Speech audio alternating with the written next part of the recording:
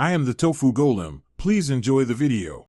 You start by verifying Secure Boot and TPM2. 0 in your UEFI settings, so Vanguard has the platform it expects. Enable Secure Boot if it is disabled, then update your firmware and reboot. This prevents signature mismatches. Once done, check Windows Build and gather the Riot Vanguard installer.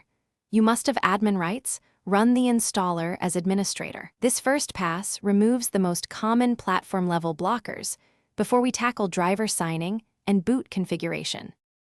Next, focus on Vanguard drivers and Windows boot settings because unsigned or corrupt drivers break secure boot enforcement. You check that VGC and VGK exist and are signed. If not, uninstall Vanguard, delete drivers, and reinstall. Then run bcdedit to disable test signing and ensure no boot options bypass signature checks. Make sure test signing is off and no negative options remain.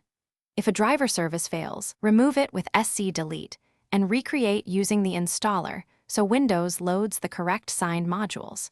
Finish by rebooting into UEFI and confirming Secure Boot is enabled, then boot Windows and let Vanguard start. The system should now accept its signed drivers.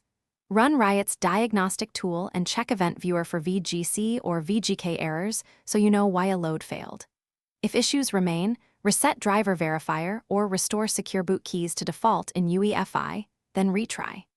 One key troubleshooting tip: if drivers still refuse to load, recreate the Windows boot entry and reapply firmware defaults before reinstalling Vanguard.